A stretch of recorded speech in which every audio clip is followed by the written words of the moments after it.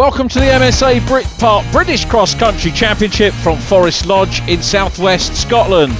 This is a regular feature on the BCCC calendar. In 2012 the championship used the south side of the venue for the first time, and the course was largely made up of Cat 1 tracks with a few quarry sections to provide some variety.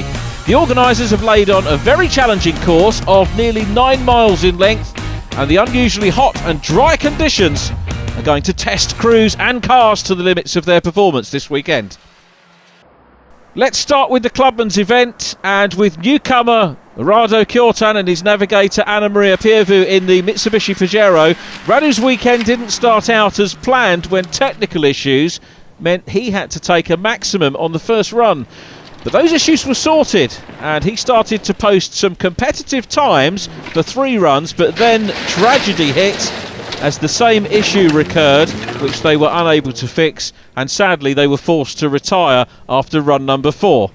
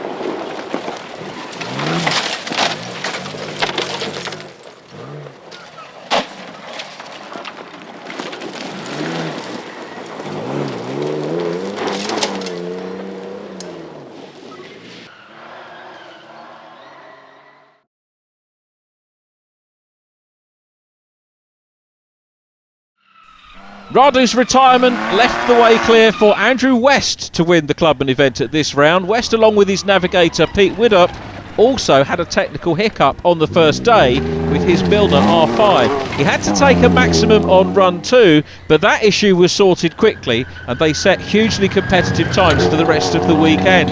Andrew coming in 6th overall on times for the entire event.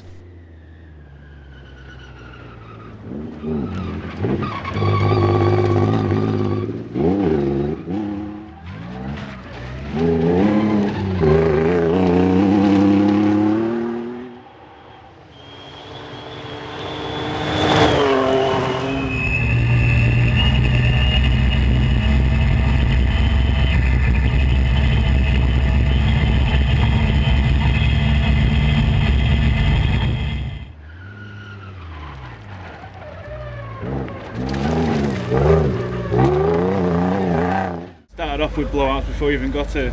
We did, yeah. One or two of us have had blowouts on the trailers on the way up. No reason for it really, just one of those things. And the course itself, has it taken its toll? It has, yeah. It's the size of the stones, the flint stones that cause a lot of problems with punctures. I think we've had 4 punctures, but only the same as everybody else. As long as it only is a puncture and nothing mechanical, I suppose it's not too bad. Yeah, we had a puncture yesterday and the tyre actually came off the rim, so we stopped. We obviously got a maximum for that run, which has dropped us down the leaderboard. I think without that maximum we would have been 2nd. I think we're about 7th or 8th now, but it was to save the rest of the car, to be honest. And just finishing here is quite an achievement anyway. That's what we're going for now. We've slowed down, we're just going for a finish. Yeah, it's too rough now. No, is it just the 2 runs left for you? Just 2 to do, yeah. We've no more spare wheels and tyres now, so I really do have to slow down. You might as well just trundle down then. Absolutely, yeah.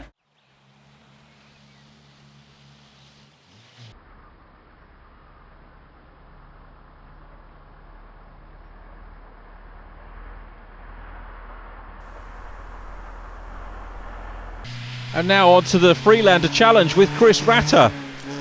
Chris's weekend started out well, posting the fastest times in the first 2 runs, but he was forced to take a maximum on run 3 after a very serious puncture. Once repaired though, Chris has to take it easy for the rest of the day and fell into second place by the end of day 1. Day 2 started out well, but things started to fall apart again as Chris fell victim to rocks, more punctures, and was forced to take maxima for the final 3 runs and wound up in 3rd place in the Freelander Challenge and last overall in the times for the weekend.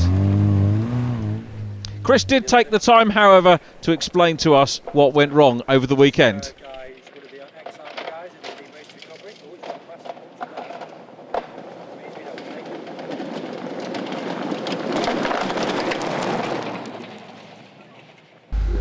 Chris, I can see the car's all nice and clean. Does that mean you're not going out again?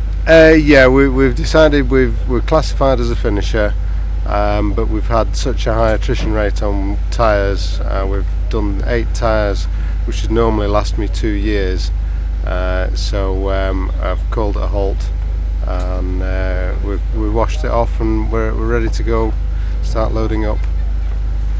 But good event. It's just been very, very hard on tyres, and I don't want to do any more.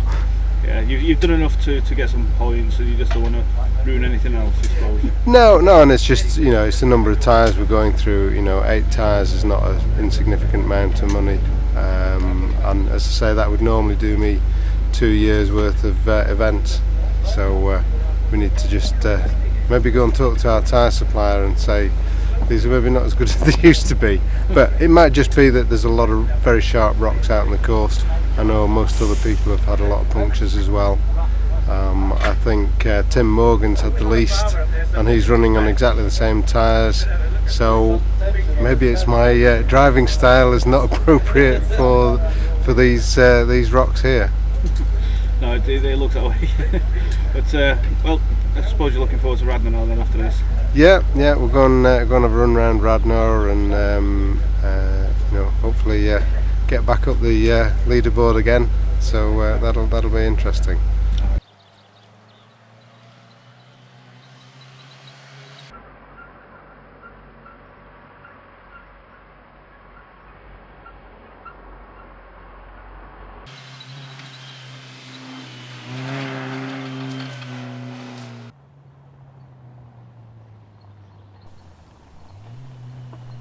Next to meet the Flintstones of Forrest Lodge, Ian Letman.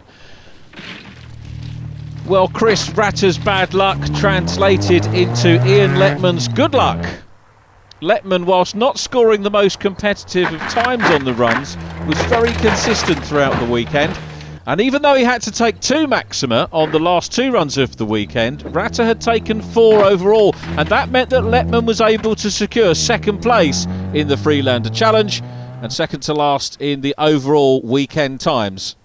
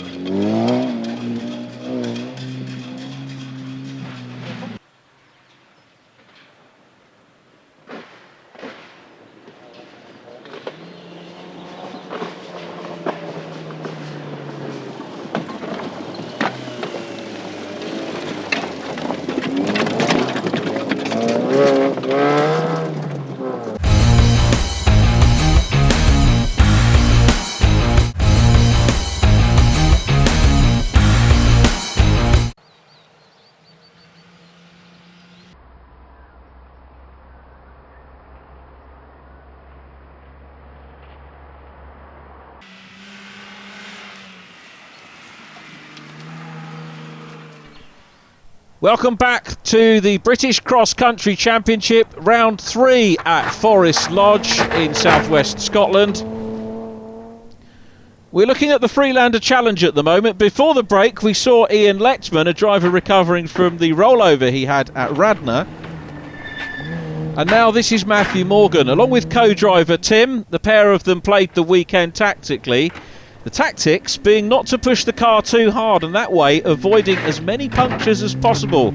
And you know what? The tactic paid off. They got a class win, and Matthew now is in joint first place in the Freelander leaderboard with 110 points. There's more to go in the season, of course, and anything can happen, but it's looking like a very close competition this year in the Freelanders.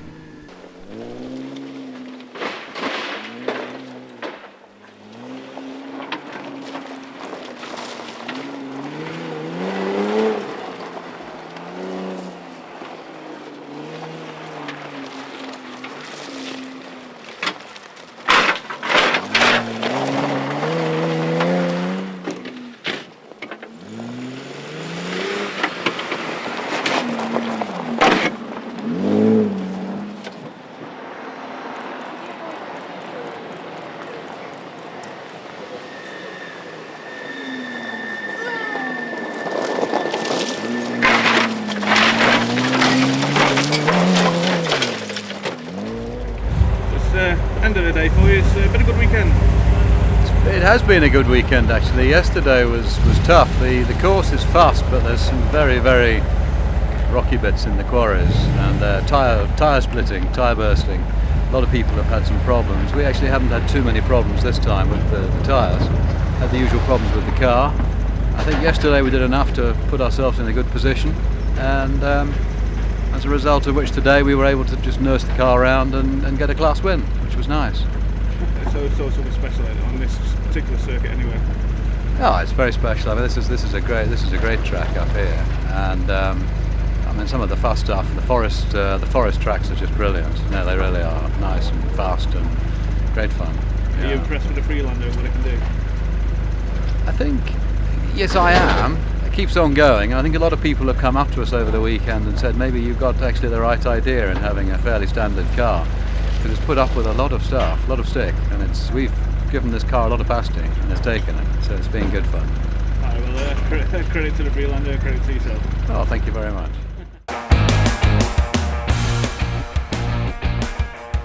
So Matthew and Tim Morgan winning the class, with Ian Letman and Colin Batten second, Chris Ratter taking third position in 107. And the championship table leaves Ratter and Morgan tied on 110. Ian Letman second from Andrew Woodhouse, with Nick Lyons in fifth.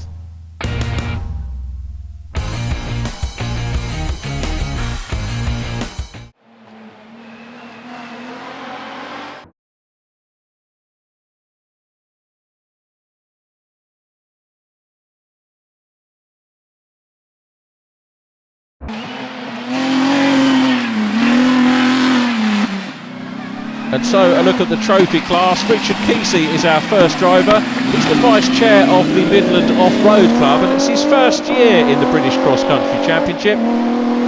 His car, the Warrior Indy SG, and of course the season started well. He took second place in the last meeting at Radnor, but the good luck didn't continue, sadly, here at Forrest Lodge. A broken flange on the back diff in run 5. And rather than trying to fix it in the field, Richard and his crew decided not to push the car any further for risk of even further issues, and to get themselves ready for the next round back at Radnor. The retirement in this round drops him from 2nd in the points table down to 4th. Well, you've joined the group of non-finishers. I can see it's on the back of the trailer, as is a number of cars already. Yeah. What happened? Broke a drive flange on the back diff on lap 4, so two-wheel drive on the front, so it was a bit hard. Could have got it back, but we obviously took 2 maximums because we're out on the course. And when we actually got the car back, the front pulleys come off the engine for some reason, so not going to break the car even more, so we'll get it fixed ready for Radnor basically. Yeah, it just tends to be the case, doesn't it? It's pretty rough. Obviously there's a lot, as you say, there's a lot of cars not finished, and it's a big learning curve. Scotland's very, very demanding. It is a bit of a car breaker, so we'll live and learn and give Paul a run for his money when it comes to Radnor. Is it just a case of, right, I've broken it, I've spent enough, let's just pack it in and just get ready for Radnor? Not really. I mean, we have had a look at it. I mean, probably could have got away with putting the pulley on, but I don't want to break the engine even more so drive flange we could have repaired, but I am enjoying it. It's my first year, so just got to go with the flow and see how it goes. I don't want to wreck the car in the process, so just go home and get it fixed and get it ready for next time out. Right, well, thanks for speaking to us, and we look forward to seeing you. No, pleasure. Thank you very much.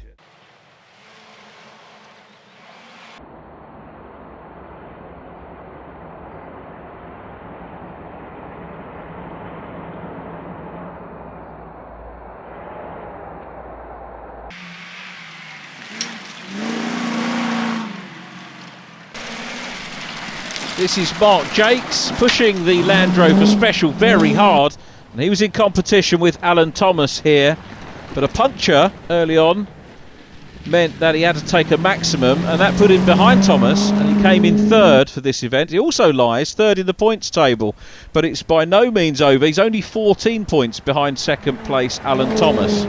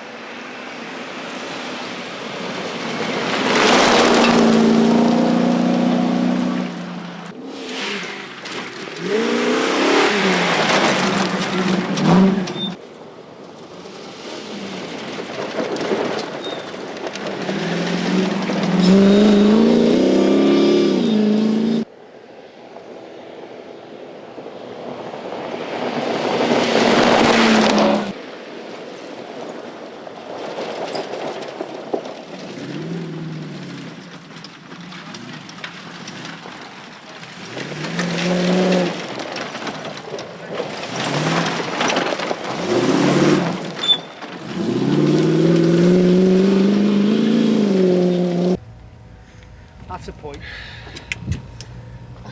It's going so well for you. We were doing a really, really fast lap then, and then on the last rough section we just belted the near side front, bang, and that was it, puncture. So disappointing, but no, it was a good run anyway. Really going well as well. At least Sod's law. At least it was only the tyre. Well, yeah, exactly. Just hope it's not done any more damage, but I don't think it has, to be fair. Yeah. First glance of it looks alright. Good. That's the main thing.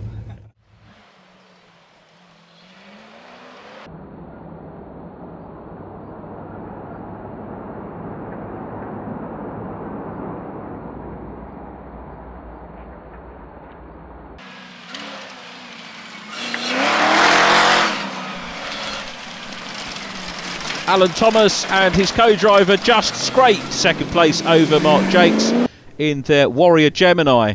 They also suffered a couple of punctures throughout the weekend, but managed to avoid any maxima, which just gave them the edge over Jakes, coming in just over 6 minutes quicker. The pair currently reside in 2nd on the trophy class leaderboard, but there is still, of course, everything to play for in this competition.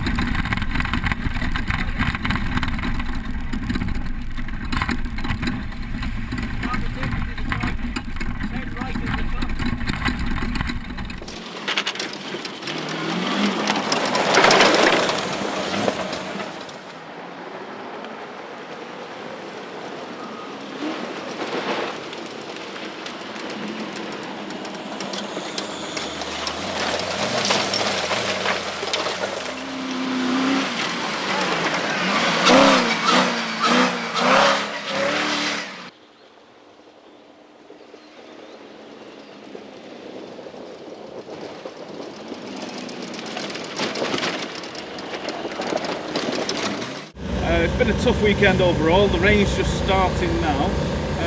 We finished second in your class. I think we have, yeah. I think we finished second in class. We've done overall. There's a lot of cars gone out, an awful lot of cars gone out. And we've had 2 punctures, luckily. Really good weekend, haven't we? Yeah, it's been a tough old course, hasn't it? Yeah. A mix of fast and furious and very technical through the quarries, watching out for the punches. That's why Alan said we're lucky only to have 2 actually. We could have had a lot more if we were less careful. Yeah, a lot of people have had about 6, 7, 8 punches. Yeah, that's right, yeah. We ran out of tyres in the end, so they've had to retire. Yeah. So yeah, you have been one of the lucky ones. Our times maybe could have been a little bit quicker, but we've been stupid to go quicker. We want to finish, and you know, it's a point to make prizes. You have to go home, fix the car because of punches. Punch will rip a brake pipe off. Easy enough, wouldn't it? Yeah, we could have gone quicker, but if we go quicker we get more punches. Yep, absolutely. More damage to the car. Striking so the balance. You got to go a little bit slower, not too slow, otherwise people catch you. And just strike a happy medium between not having punctures and not going too slow, really. Yeah, it's more of a strategy game this weekend. Yeah, definitely. Yeah, strategically played. Alright, well done guys. Thank you very much.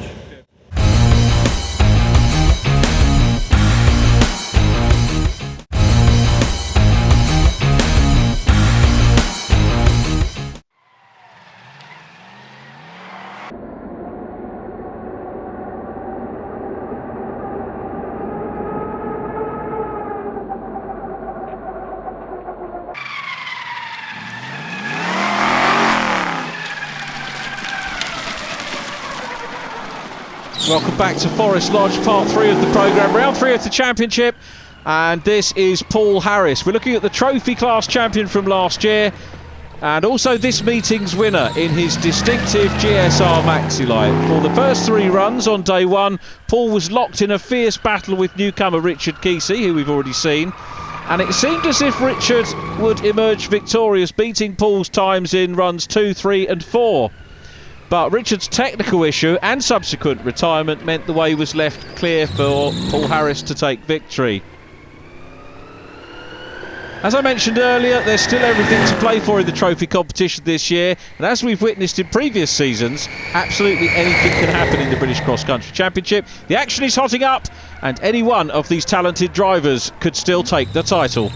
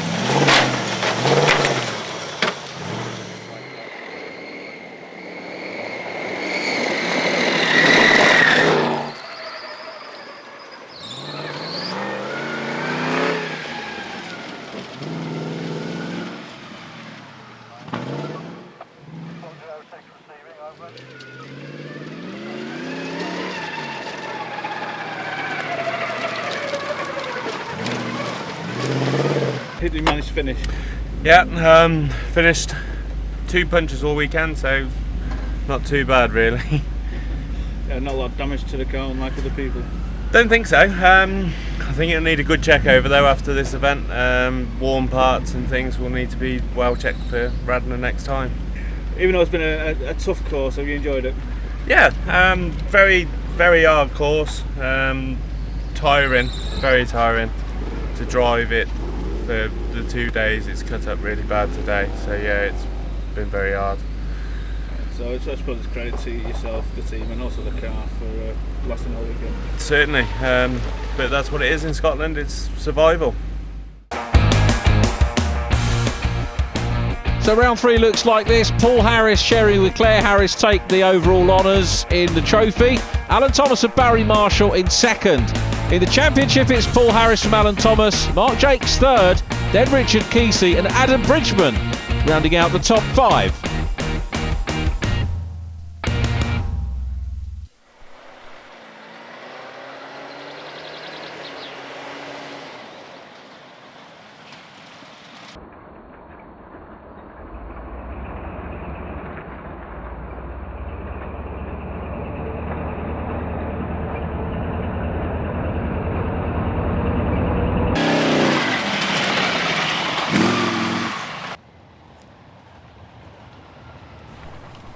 Onto the championship class. This is Andy Powell. Andy's season continued much as it started, with a consistent and workmanlike approach to the job. He avoided the perils and punctures that besieged many of the other drivers in his Lamborghini and came in a very respectable 6th position in the championship class and 7th overall for the weekend. He now lies in 5th place on the leaderboard for the championship class, meaning that he is still very much in the running for a podium finish for this season.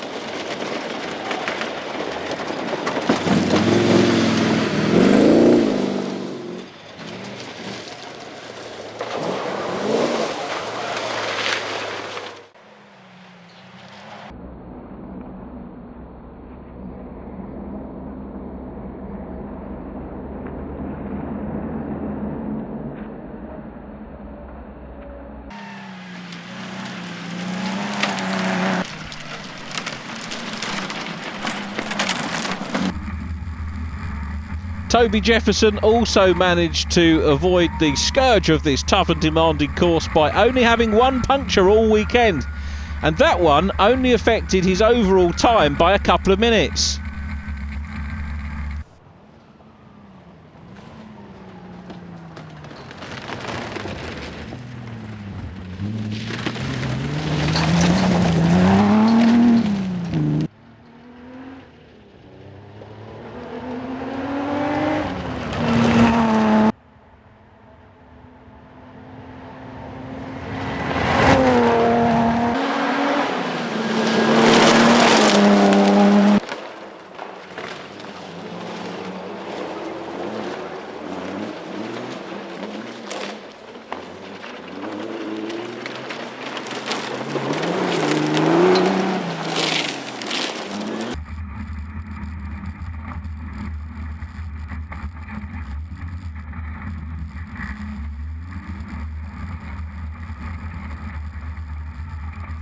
Continuing on from his convincing third place in the last round, Toby placed 5th in this one and now lies 2nd in the championship class leaderboard. But he was more than happy with that result, which he now goes on to explain.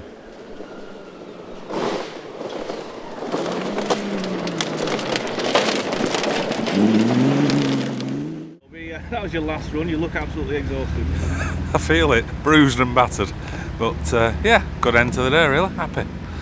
Yes, well, you got there in the end. Yeah, we've done very well.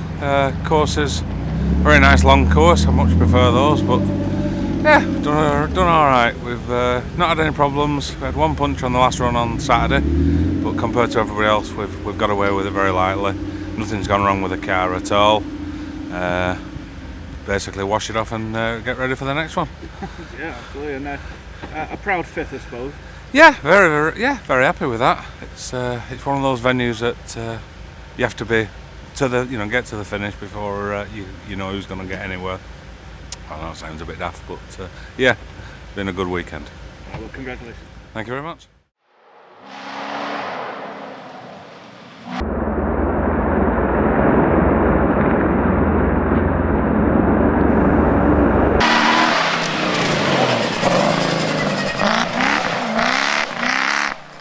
Mike Moran secured a convincing 4th place in his AT 4x4 Challenger with new supercharged Jaguar engine, despite losing half his rear suspension in the final run and puncturing the tyre.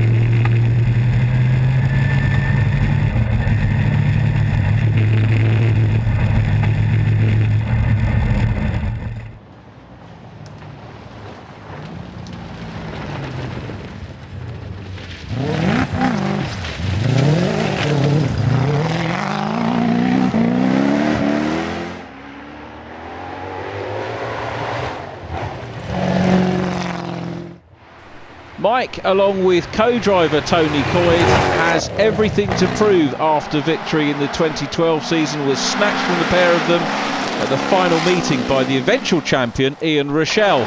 And Mike this year is taking no prisoners, pushing his car to the limit and setting some extremely quick times throughout the competition. And all being well, expect to see him fighting for victory at the end of the season.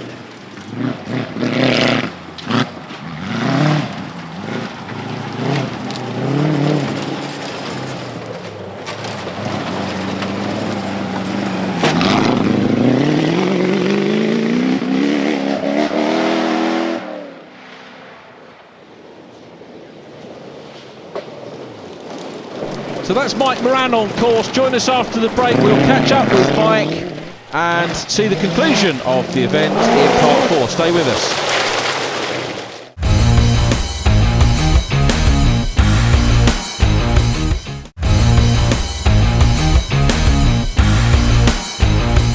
Well, Mike, it's been an interesting weekend for you.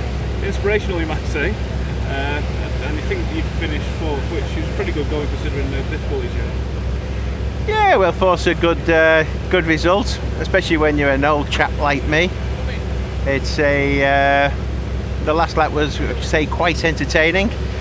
Sort of scraped me way round, and of course, in true Forrest Lodge style, I managed to pick up a puncture on the side that was already sitting low. So it was definitely I just dragged the car around, but we've got to finish. Hopefully, I got a 4th place, and I just need the points with the championship. You just got to keep on finishing. You just got to keep on getting the points, and at the end of the year, you hopefully they add up and you get a bit of a trophy. Excellent. Much work to be done to the car before the next round. Well, obviously we need to sort out the shock absorber. So we'll get that sorted out. That's pretty easy. We've got all the bushes and everything will have to be rebushed. It's taken a bashing this weekend, and we'll have a good look at the steering as well. That always takes a good pound in here. But otherwise, we're ready, fit to go. We've just recently fitted this Jag supercharged engine that's 440 odd brake horsepower. We've been running the engine in for the last two events, and we're going to put that up to full power now. So that should be the next round at Radnor, one of my favourite places, the heart of British rallying in the centre of Mid Wales. There, we're going to be having a right good old go at the next round. Can't wait to see it. Good man. Thank you. Thank you.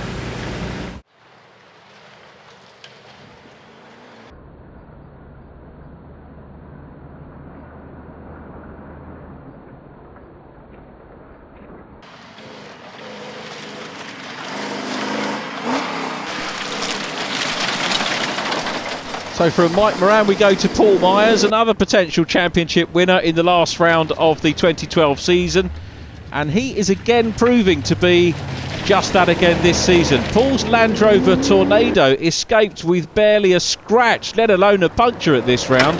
He posted fast, consistent times all weekend and finished third in the championship class for this meeting, and that means he's secured third place on the championship class leaderboard as well. He's only 7 points behind second place man Toby Jefferson.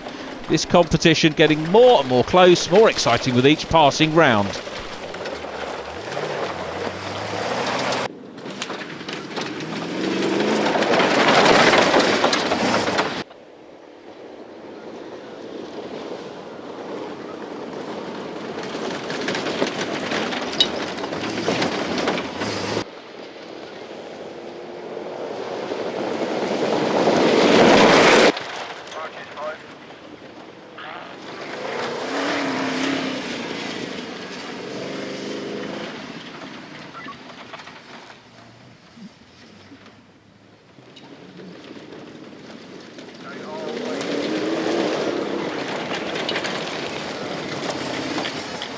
Credit to not only yourself but to your pit crew to keep the car together. Absolutely, yeah. We do a lot of preparation in the car before we get here, but Steve-O's kept it running this weekend. Just general maintenance really, and checking things over, making sure everything's tight. Is there much to do to the car before the next round? Swap the diff back over, put the proper diff back in it, check it over, probably a couple of bushes to change, and should be good to go then. And have you enjoyed your weekend then? Excellent, yeah. Really good fun, yeah. You guys Definitely, yeah. Yeah, no, there's a lot of guys not finished, and we're just really pleased to get round to the end, and no real damage. Well, thank you, Sam, and we look forward to seeing you around. Thank you. Thanks.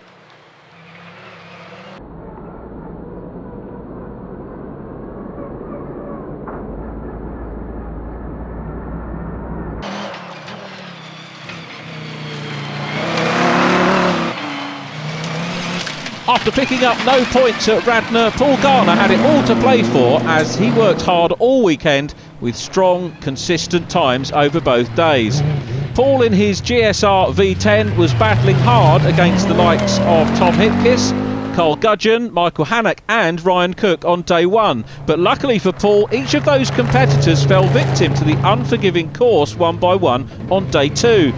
Carl Gudgeon's oil cooler pipe came off, Phil Ibbotson bent a track rod end on his 6R4 Evo, and Ryan Cook had a puncture which resulted in a flailing tyre, a broken hub and suspension, and damaged bodywork on his Milner LRM1. And all that meant that Paul and co-driver Giles Tinkler secured second place. That means that Paul Garner now lies 10th in the championship class leaderboard.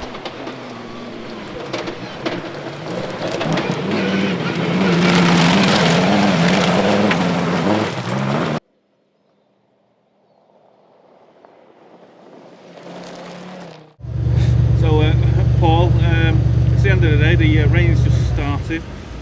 At the minute, you've won the event. Just see what Dan does now. Yeah, it all depends on how Dan finishes, whether he finishes his last round. I think we've beaten Paul Myers just. So it's either a first or a second for us. Hopefully a first. It all depends on Dan. But a great weekend apart from that. Yeah, and credit just to finish, I suppose, and to be up there. It is. It's been a hard weekend. A lot of people are left. I think there's only sort of 50% of the field left. It's a hard course. We've changed tyres not because we've blown them, but because we've worn them out. And I've spoken to you all through the day.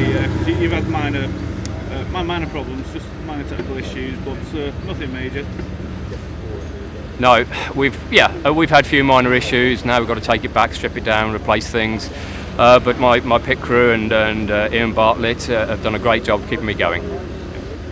Not much work to do for Radnor? No, not much, but I do need to check a lot of things on it. So we'll catch up with you next time. That's lovely. That's great. Thank you.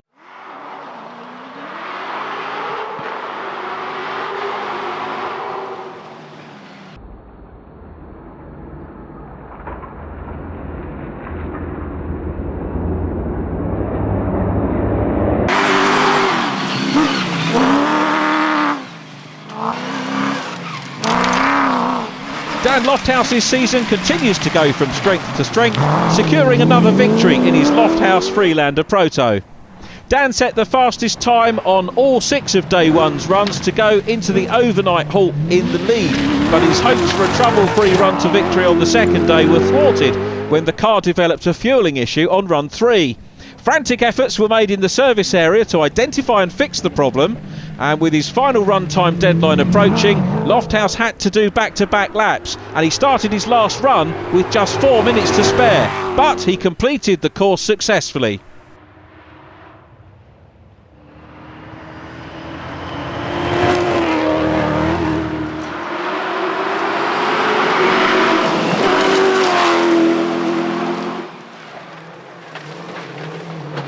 Dan remains top of the leaderboard with a 27-point advantage, but of course, as we've said before, anything can happen in BCCC, and he will have to fight hard to retain that position.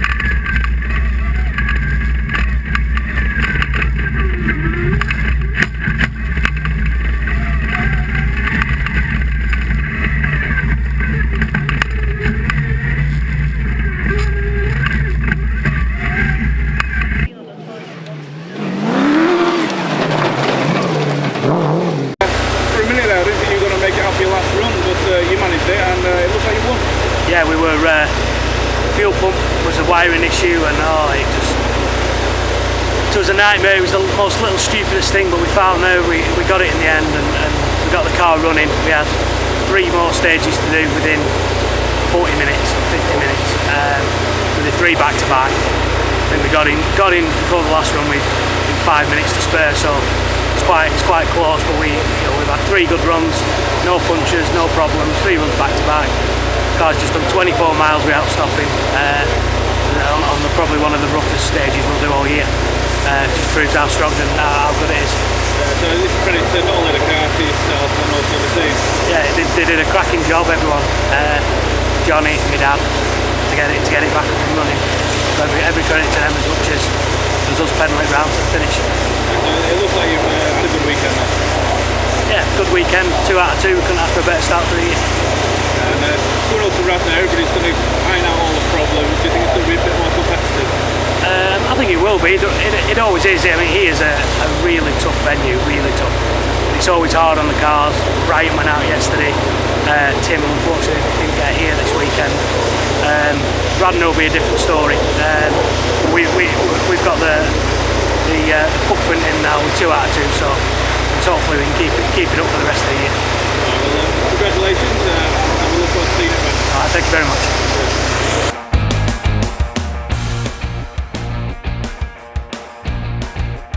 So here's the championship class results for round 3, and a win for Dan Lofthouse, partnered by Johnny Kunja. Second, Paul Garner. Third place is Paul Myers, followed by Mike Moran. Then it's Toby Jefferson and Andy Powell. Ian Bartlett 7th from Steve Smith. Then Tom Hipkiss and Andy Skelly.